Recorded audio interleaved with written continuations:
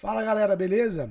Bom, sou o professor Mardel Dias, que trabalha aí com a parte de informática para concursos públicos, trazendo para vocês aqui que acompanha esse canal relativo aí ao pessoal do Monster Concurso. Mandar um abraço para todo mundo aí e dizer que é uma satisfação estar aí, né, participando dessa equipe muito top. Então vocês que estão aí junto com o pessoal do Monster, estejam privilegiados, cara. Sintam-se privilegiados por uma galera aí muito boa, tá? Nos acompanhe lá no Instagram, @professor Mardel Dias, para dicas, bate-papo, trocar uma ideia, beleza? E também acompanhe a galera do Monster no @monster.concursos. Falou?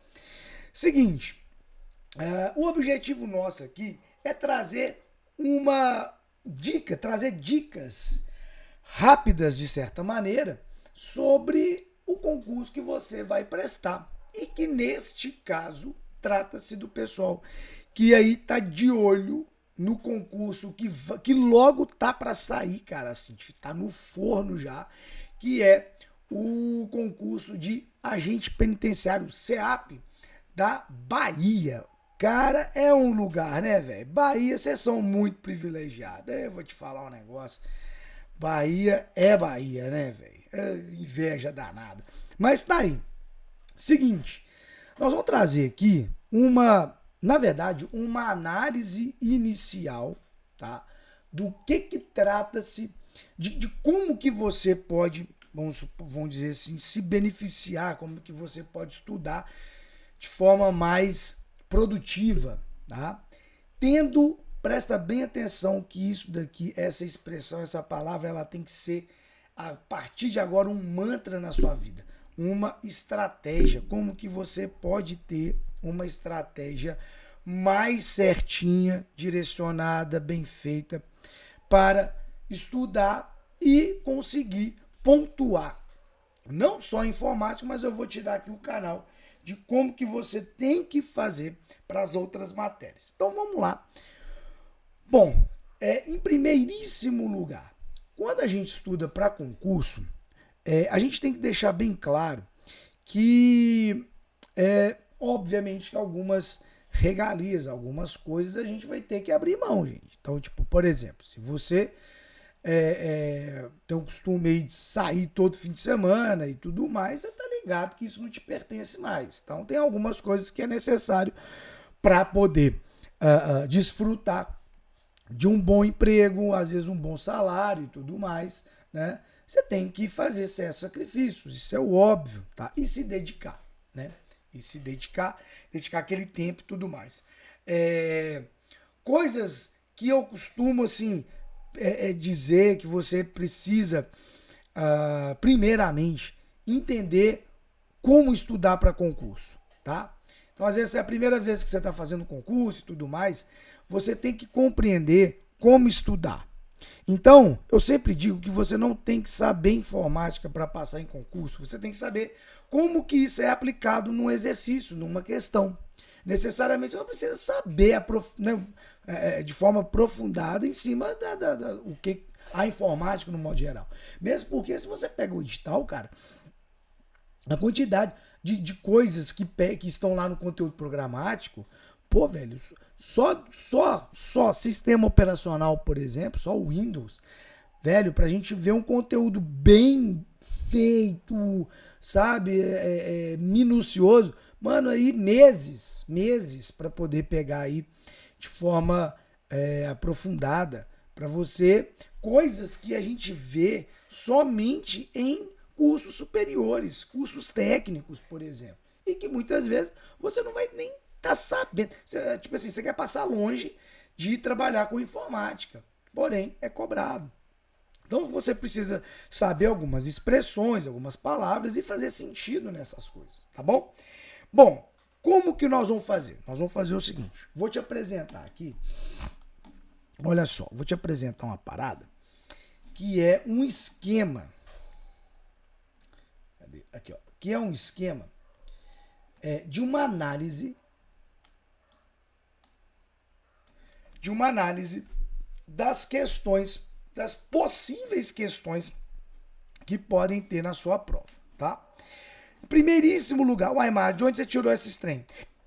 Cara, eu tirei do último edital que foi feito do agente penitenciário da Bahia. Ah, mas às vezes não é mesmo, não vai ser o mesmo. Olha, vou ser muito sincero, dificilmente muda a banca. Pode mudar? Pode. Dificilmente muda, beleza? Então, a gente precisa ter um ponto de partida, você concorda? Para a gente poder analisar, para a gente poder passar alguma informação, a gente precisa ter um ponto de partida, cara. Então, eu preciso me basear, por exemplo, no último edital, tá? E quem que aplicou a prova no último edital do agente penitenciário da Bahia? A IBFC, que é uma organizadora que já vem assim, tipo, bem consolidada, fazendo concurso em vários lugares, tá? E cada vez mais se profissionalizando e ficando cada vez melhor, tá?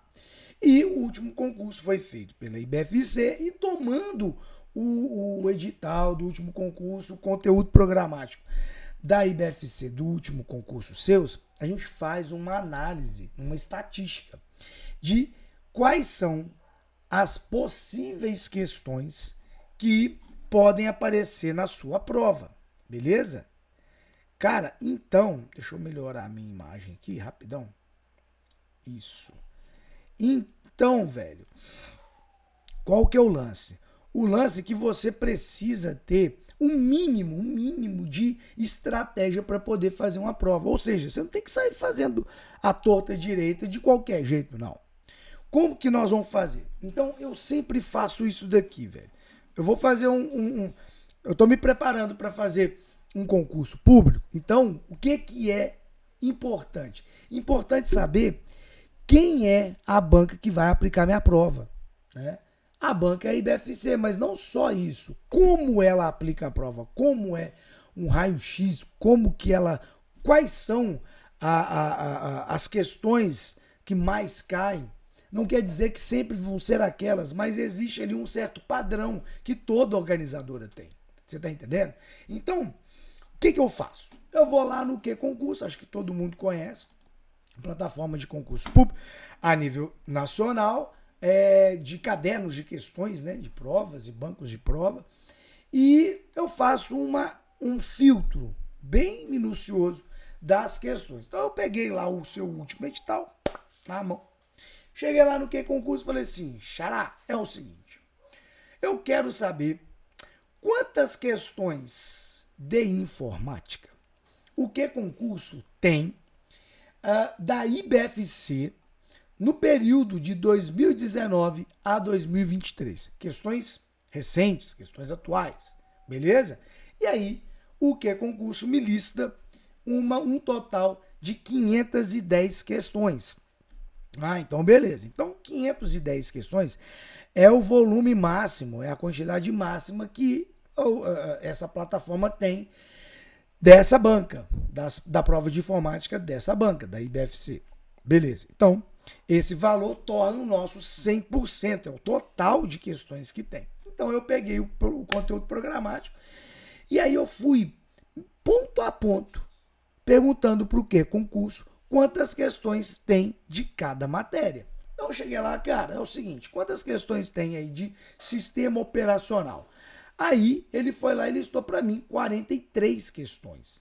A quantidade, gente, pouco importa. O que importa é a relação disso em porcentagem. Porque nós vamos levar essa mesma porcentagem para a sua prova. E a chance é maior de ter aquilo ali. Isso daqui, então, já presume, você já tem a noção de onde que eu vou chegar. Ou seja, uma análise do que mais cai. Mas presta atenção, se alguém me manda uma mensagem lá no Instagram dizendo assim, Amado, o que cai na prova, o que mais cai na prova do agente penitenciário daqui da Bahia? Eu vou virar para você e falar assim, o que tem no edital? Tem isso, então, tudo isso. Beleza?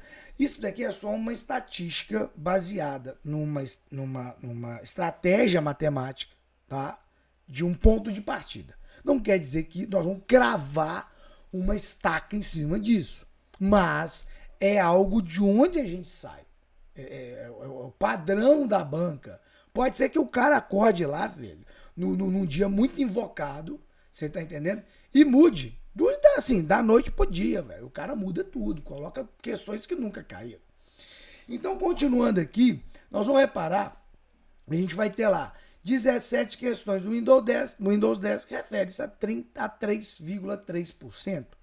Do Word, 1,5%. Do Excel, 1,3%. PowerPoint, cara, nem pontuou, mano. Olha só. Tá? Agora, olha isso daqui. Internet representa 18,8%, 19% das provas, das questões, né? Representa segurança da informação 10,5%, 11% das questões. Navegadores, tipos de navegadores, 7%, correio eletrônico, 5%. Ou seja, vocês repararam que a IBFC ela costuma ter mais questões voltadas para um ambiente web, para um ambiente de rede, para um ambiente externo, tá? Internet, segurança, navegador e tal, aquilo que envolve todo o mundo da internet. Entende? Internet, eu vi aqui redes, está aqui também, junto ali com a internet, né? Então, o que a gente tem é uma análise indicando assim, imagina se você tiver, vamos supor, 10 questões na sua prova. Cara, eu posso ter uma quase certeza que 60% dessa prova, de 6 a 7 questões dessa prova, vai estar dentro desse cara, dessa galera que a gente viu aqui. Internet, segurança da informação, navegador e tudo mais. Às vezes mais de uma questão sobre internet. Olha aqui no gráfico, por exemplo, né? A quantidade, quase a metade, velho, do gráfico aqui é só internet. Entende? Então, juntando tudo aqui, olha, correio eletrônico, navegador, segurança e internet, é muita coisa que é cobrada. Muita coisa. Então, o que eu sugiro a vocês? Né? Eu sugiro que você faça a mesma coisa disso. Aqui, ó, que vocês estão vendo no que eu fiz nas questões de informática, faça isso também nas questões de português, dos direitos, direito penal, processual penal, se você tiver, direito civil, direito constitucional, né? Matemática, se você tiver. Faz essa análise, gente. Para quê? Para você ter uma estratégia, para você saber com quem você está lidando, né? Por quê? Porque senão, velho, cara, larga pra lá e vou fazer de qualquer jeito. Não? Você imagina isso. Cai lá no seu edital, PowerPoint. Aí você vira e fala assim, pô, velho, eu não sei nada de PowerPoint, nunca vi esse trem. Duvido. Mas beleza, pô, eu nunca vi isso, velho. Não faço a mínima ideia. Por eu não conhecer, por eu não saber absolutamente nada, você não tendo essa estratégia que eu te passei aqui, você pensa assim, mano, vou estudar PowerPoint até babar. Por quê? Porque eu não sei.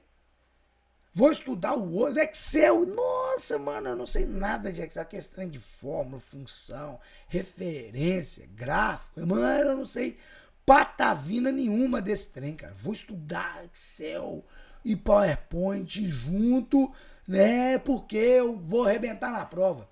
Beijo, a prova vai arrebentar com a sua cara. Você vai se arrebentar tendo essa visão. Que às vezes você dentro, vamos supor, de 10 questões, você encontra uma de Excel. E olhe lá. Não estou dizendo que você não vai estudar Excel. Você vai. Você vai. Se você fizer o curso comigo, você vai estudar muito bem estudado. Porém, você precisa ter um foco, você precisa ter uma noção de que você precisa gastar a sua energia, né, a sua atenção máxima para isso daqui, ó, internet, segurança, navegador, né, correio eletrônico, é isso, você precisa fazer muita questão disso, você precisa trabalhar muito isso. E a parte de PowerPoint e Excel, você deixa para você ver lá, cara, nas 2 últimas semanas que antecede sua prova, acabou. Você está entendendo? Porque aí você vai com uma informação um pouco mais fresca, um pouco melhor, e bem preparado naquilo que, estatisticamente, historicamente, a IBFC costuma cobrar. Tá claro? Então, isso é você jogar com inteligência, jogar com que... Porque o objetivo, volto a dizer, não é saber informática, é passar nessa porcaria da prova. Você tá entendendo? Não é saber português, é acertar as questões, velho. Então você tem que ter estratégia. Imagina você faz isso daqui com prova de português. Olha que massa. O cara, por exemplo, vai fazer o primeiro concurso e tá mais perdido que segue em tiroteio. E o cara, velho, ele chega lá e fala assim, pô, velho, eu não frago nada de, sei lá, bicho, de crase. Você entendeu? Colocação pronominal. E aí o cara fala assim, mano, eu não falo nada disso, vou estudar esse trem aqui até desmaiar. E aí o cara estuda aquele trem todo, chega na prova, cai uma questão só. Uma. E cai uma porrada de, sei lá, cara, de... como é que chama aquele trem lá? Subordinada, aditiva, orações subordinadas, coordenadas, etc. Cai isso, análise sintática, nem sei se tem esse trem, mas... Você tá entendendo? E você então perde um tempo pra cair uma questão só, velho. Se você tivesse feito essa análise com antecedência, você teria ali, falou assim, opa, peraí, bicho, ó, a IBFC cobra pra caramba aqui, mano. O quê? Tipo, análise sintática. Colocação aqui, ó, crase, cai uma ou outra aqui. Então calma lá, velho, eu vou estudar, mas eu vou estudar isso aqui mais pra frente. Eu vou me dedicar em cima disso. E aí chega lá na prova, às vezes você consegue matar, por exemplo, 60% da prova só porque você fez uma análise, você teve uma estratégia. Você tá entendendo? E é assim que você pontua, é assim que você vai bem numa prova. Legal? Então, feito isso, bora para a dica que é exatamente a respeito da parte de internet que a gente vai falar. Claro, nós vamos falar sobre essa parte que mais cai na prova. Porque se eu tenho que te dar uma dica, pô, é aquele negócio, velho. Se eu tenho que te dar uma dica, eu tenho que te dar aquilo que geralmente cai, né, velho? Não fica muito legal você... Eu te dar um outro trem aqui, cara. Tipo assim, vou falar aqui de PowerPoint. Não. Então, mas, cara, abordar a parte de internet, vamos dizer assim, é muita coisa, né? Então, quando a gente vai falar sobre internet, é um bocado de coisa que a gente tem. É claro que numa dica aqui de alguns minutos que a gente tem, não dá, é óbvio que eu vou te passar aqui uma coisa ou outra, uma expressão, uma parada que eu considero, obviamente, importante na hora da prova, beleza? Que é o quê? Então vamos lá. Em primeiríssimo lugar, quando se trata de internet, vou te dar duas dicas aqui, ó. Vou te dar uma dica de lambuja aqui. Não tem nada a ver com muito esse assunto, não. Mas, quando se trata de internet, de rede e tudo mais, a primeira coisa que às vezes pode vir na nossa cabeça é a relação de segurança em cima disso. Então, de cara, eu já posso te avisar que não existe segurança total, não existe segurança completa em sistemas informáticos, beleza? Numa rede, não existe uma rede inviolável, beleza? Então, tratando-se de rede, tratando-se de internet e intranet, não existe 100% de segurança. Ponto. Beleza? Outra coisa. Quando a gente analisa a internet, uma rede, no modo geral, rede nada mais é, redes de computadores nada mais é do que conjunto de dispositivos que compartilham algo. Algo que? Presta atenção. Rede é tudo aquilo que compartilha exclusivamente arquivo. Não. Porque eu posso ter uma rede interna e compartilhar uma impressora, que não é um arquivo, é um dispositivo físico que está compartilhada para mais de vários setores daquela empresa. Né? Eu compartilho, por exemplo, um sistema de backup, eu compartilho um próprio sistema de segurança, né? Tá claro? Então, a gente é um scanner. Então a gente precisa entender que rede de computadores são um conjunto de dispositivos que compartilham algo. Beleza? Ou seja, para você ter uma rede, é necessário ter pelo menos 2 dispositivos, 2 computadores, beleza? Para compartilhar minimamente alguma coisa ali. Então você precisa ter pelo menos 2 computadores, tá bom? Feito isso, vamos lá. Quando a gente pega e analisa a internet, então olha só, quando a gente pega e analisa o que é a internet. Opa. Internet também pode ser chamada de interredes. Interredes. Sabe por quê? Porque, na verdade, a internet nada mais é do que um conjunto de várias redes. Um conjunto de redes. E esses conjuntos de rede, cada uma vai ter a sua rede, sub-redes e os computadores. Então, basicamente, quando a gente faz um certo desenho, vamos dizer assim, da internet, o que a gente tem, mais ou menos de noção, é isso daqui, ó. Você tem uma rede descentralizada, basicamente, que vão... Cada quadradinho desse que eu tô desenhando aqui, gente, é uma rede. Ou seja, dentro desse quadradinho tem milhões, milhares de computadores, dispositivos e tudo mais. Então, quando a gente tem uma rede, então o que eu tenho é isso daqui, ó. Uma ligação constante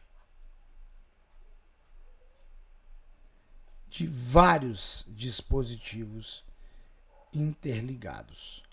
Olha só. Beleza? Isso poderia ser a internet. Então, eu costumo dizer que a internet a gente pode ter uma visão de uma grande teia de aranha.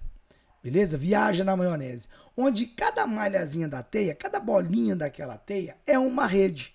E que se liga a uma outra, que se liga a uma outra, que se liga a uma outra e por aí vai. Então a internet vai ser esse conjunto, esse montão de rede que vão se comunicando.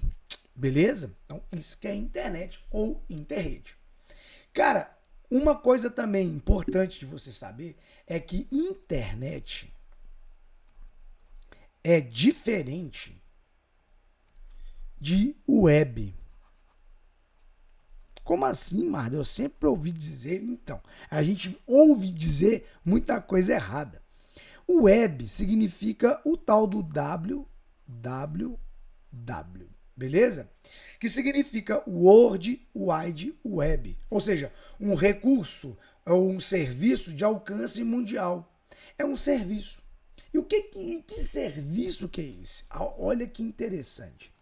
A web nada mais é do que um tipo de serviço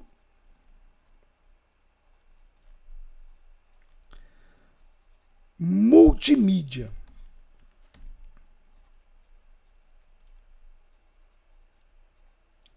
Multimídia da internet. E esse serviço multimídia, uma mídia, né, ou dados multimídia, significa que são conjuntos, são várias coisas, mídias, que tratam aí de vários tipos de som e imagem. Legal? Então, um serviço multimídia da internet, dessa rede, que, nesse sentido, esse serviço multimídia só pode ser executado, só pode ser acessado, melhor dizendo, utilizando, obviamente, um dispositivo de informática, utilizando sistemas operacionais chamados de GUI. GUI. Vou colocar assim. E o que é um GUI? Cara, GUI significa interface gráfica de usuário. Uma interface interface gráfica de usuário. Gente, deixa eu te dar uma outra dica aqui, ó. Toda vez que você lê a expressão alguma coisa de usuário, tipo interface de usuário, sistema de usuário ou serviço para o usuário, sempre é baseado numa interface visual, numa interface de texto. Porque os sistemas operacionais eles podem ser de duas formas, ou de uma interface de texto, que é o Windows, por exemplo, já na linha e tudo mais, ou uma interface de texto, que é baseado em prompt de comando. Você precisa digitar comandos, beleza? Para executar as mesmas tarefas. Então, uma interface gráfica é aquilo que você vê. Então, o serviço web é algo que, por ser um serviço multimídia, ele precisa ser rodado, vamos dizer, acessado via sistemas operacionais de interface gráfica. Eu preciso ver. Por quê? Porque essas interfaces gráficas, elas vão ser necessárias para poder rodar o software responsável pela navegação na web. Olha só, que é chamado de browser. São os browsers. E o que são browser? São tipos de navegadores. Então, browser é navegadores.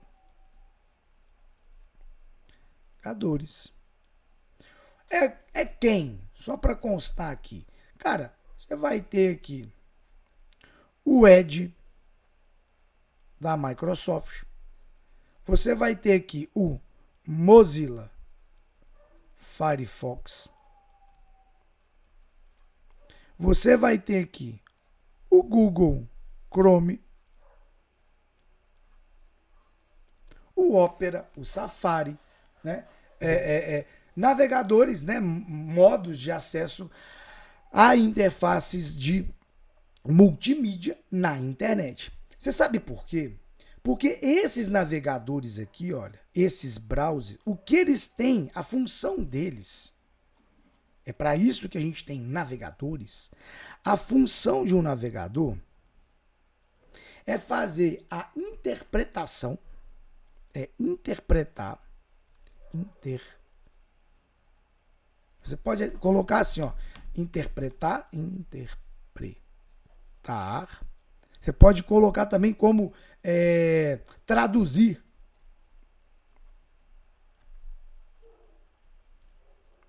Traduzir uma linguagem própria do sistema web, que é chamado de HTML. HTML, que significa linguagem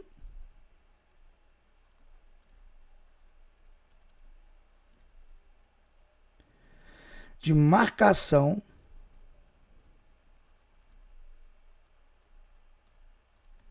de hipertexto.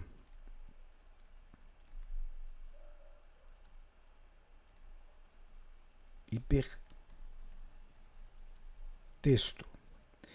Mano, e o que é um hipertexto?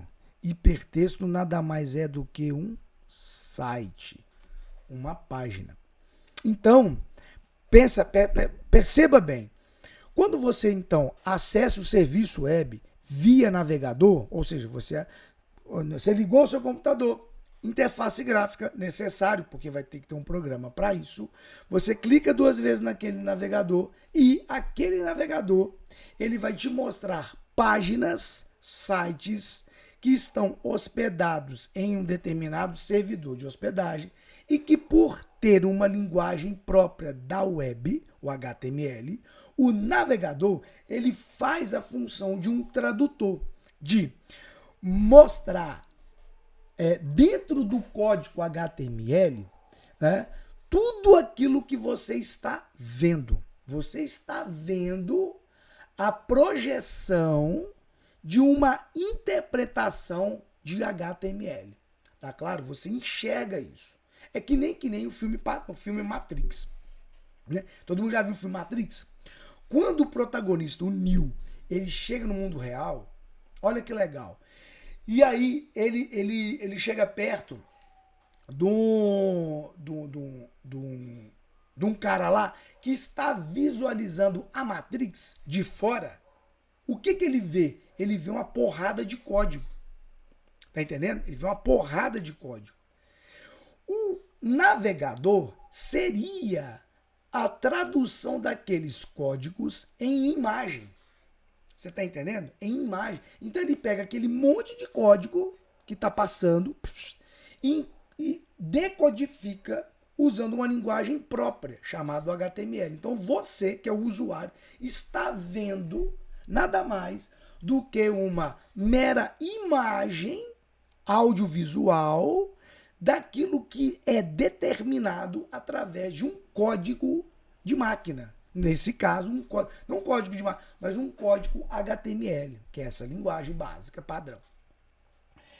Tá claro? Então, o navegador ele tem essa função e o sistema web é isso.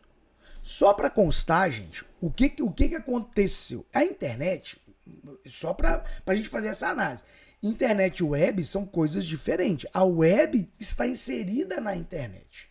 Tá? Por quê? Porque a internet é mais velha que a serra. Você está entendendo?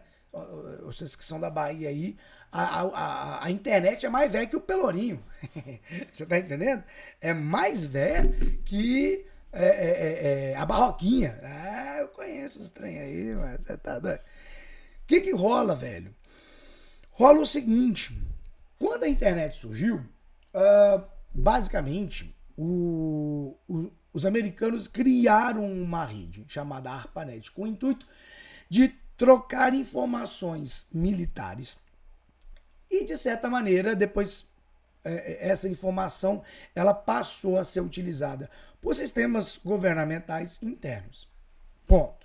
Mas exclusivamente dos Estados Unidos. Quando a Segunda Guerra acabou e o pau começou a quebrar entre Estados Unidos e União Soviética, os americanos que tinham a necessidade de ter contato com seus aliados, né, ficaram numa busca frenética de promover a expansão dessa rede nacional para outros países, obviamente aliados, né, alinhada a eles. Legal. O que aconteceu? Na década... Olha que doideira. Eu vou apagar essa imagenzinha aqui, beleza, gente? Do desenho, que não tem problema. Mas quando acontece na década de 60, velho.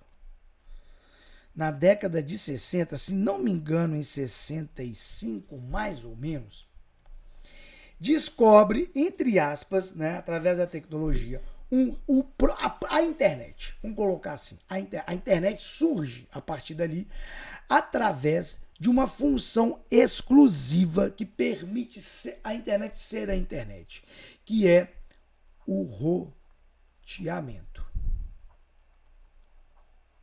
Beleza? Por quê? Foi através de uma arquitetura de rede conhecida como TCP/IP que a internet tomou uma proporção que a gente conhece como até hoje. Então, olha que interessante, desde a década de 60 até hoje, a internet, claro, com avanço tecnológico, mudanças, etc., mas a base é a mesma desde essa época. Porém, só tomou mesmo uma popularidade, vamos dizer assim, mais ou menos na década de 80, com o surgimento dos sistemas operacionais de interface gráfica. Né? Porque até então utilizava-se sistemas operacionais baseados em texto, prompt de comando, para poder enviar e receber informações através de código. Você tinha que digitar comando. Você está entendendo? Cara, isso aí era um Deus nos acuda. Então, na década de 80, final da década de 60 para a década de 80, surgiu um padrão de sistemas operacionais de interface gráfica. E olha que interessante. Apenas na década de 90, se não me engano, em 92, é que esse serviço web surge através de um doidinho chamado Tim Liberty. E esse cara o desenvolve, então, navegadores, browsers, que vão interpretar linguagens de padrão web, o HTML, para traduzir tudo aquilo que quer ser acessado através de uma rede mundial, né?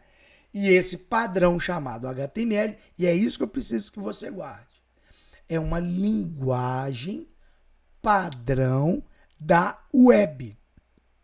Para o cara colocar que o HTML é uma linguagem padrão da internet, o cara não muda de cueca para fazer um trem desse. Você está entendendo? Então, toma muito cuidado. O HTML. E qual que é a linguagem padrão da internet? Não existe. Não existe uma linguagem padrão. Beleza? Por quê? Pode-se utilizar qualquer tipo de linguagem, desde que, quando for visível ou visualizado através de navegadores, seja utilizado um HTML para poder fazer essa tradução. Então, exemplo, eu vou fazer um site que vai, sei lá, eu vou vender alguma coisa. Beleza?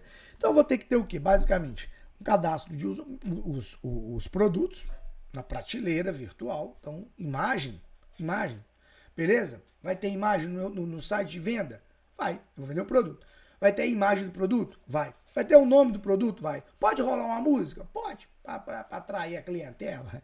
Então eu posso colocar uma mídia musical? Pode. Bom, beleza.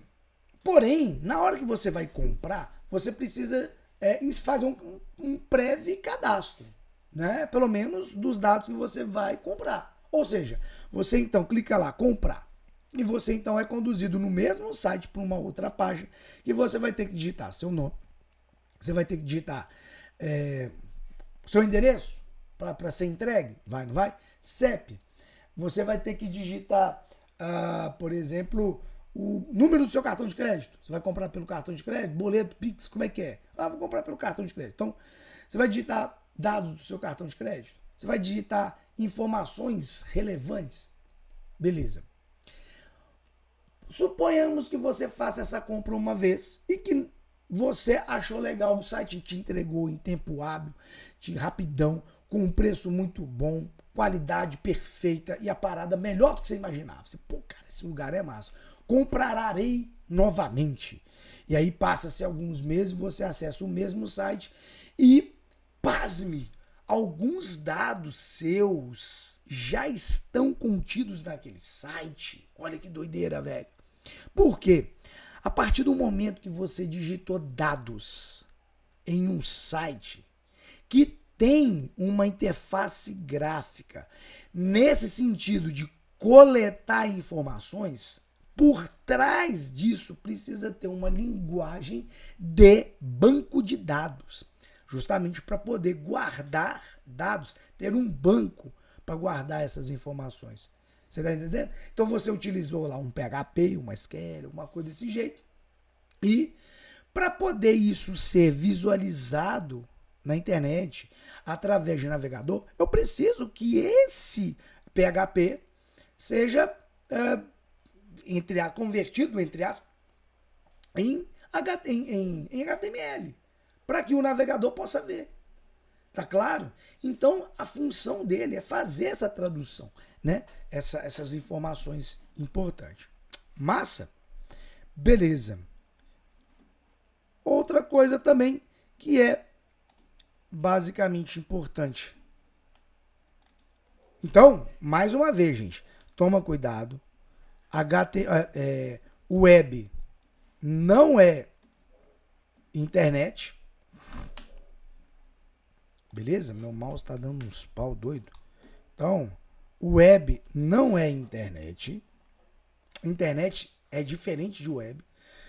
Tá certo? E uma outra coisa muito importante, que é o que a gente vai colocar aqui agora, ó. Que internet e intranet são distintas. É o trem mais óbvio que você já presenciou, né? Internet, deixa eu colocar assim, ó. aqui no cantinho. Então aqui, ó. Internet.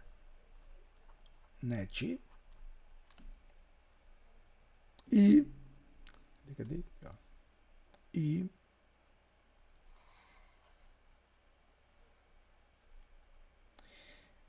intranet.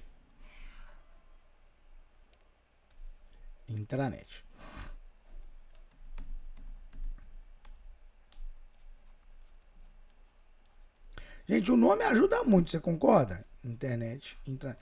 Então aqui, ó, internet é a rede, a gente pode considerar que é uma rede mundial. Mundial, com certeza. E uma intranet é uma rede privada. Uma rede particular. Beleza? Já deixou de ser mundial, né? Olha que legal. Na internet, as informações, elas são... É uma rede... a internet é uma rede pública, né? Aqui, de âmbito mundial. Mas a intranet, ela também pode ser mundial. Você vai ver que existe alguns padrões de tipos de extensões de rede. Ela pode ser uma rede local, que a gente chama de LAN. Uma rede local. Uma LAN. Ela pode ser uma rede metropolitana, que é uma rede um pouco maior do que uma rede local, mas ainda limitado, tá? E uma rede que a gente chama de WAN, que é uma rede de alcance mundial. Beleza? Então, uma intranet ela é uma rede privada, enquanto que a internet é uma rede pública. Vou colocar assim, ó, para ficar igualzinho. Então, é uma rede pública mundial. Legal? Os dados na internet, eles podem ser públicos ou privados. Pode, privados. Porque, os seus dados privados, seu e-mail, ele é privado. Já numa rede privada, não, cara. Os dados aqui, ó, são privados. Não tem privado. Não tem uma segunda opção. Legal? Trata-se de uma rede que qualquer pessoa pode acessar. Qualquer pessoa pode acessar. Aqui não. As pessoas, né? Vamos mudar aqui qualquer usuário para ficar um trem mais bonito. Então, qualquer pessoa, não. Qualquer usuário. Enquanto que numa rede privada, ela só pode ser acessada por usuários internos à rede. Ó, mesmo que o ambiente que o usuário interno está acessando seja externo à empresa, por exemplo, o login dele, o acesso dele, permite fazer isso porque o usuário está dentro da rede de uma forma virtualizada. Você está entendendo? Então, quando se trata de intranet, a internet utiliza como padrão, né, o que a gente chama de protocolos TCP/IP. E a intranet também. A intranet ela pode utilizar recursos idênticos à internet. Ou seja, usar também recursos TCP/IP. Massa? Então, pessoal, isso daqui, olha, essa dica importante, onde a gente viu aí diferença principalmente sobre internet e web, é extremamente importante. E rapidamente, essa diferenciaçãozinha aqui de intranet para internet também. Beleza? Acredito que esse tipo de dica, ela é importante porque a gente percebe nas provas, e aí eu estou tomando como base a IBFC, recorrentes. São questões recorrentes, constantes. Legal?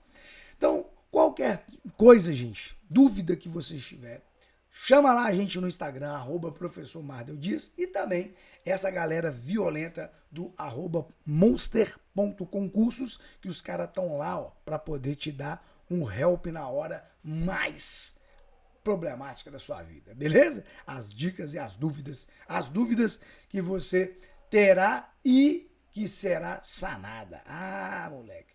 Joia? Então, galera, espero que vocês tenham gostado. Um grande abraço, muita paz, muita luz na sua vida. Fique com Deus. Informática na veia é comigo, o resto é balela, tá joia?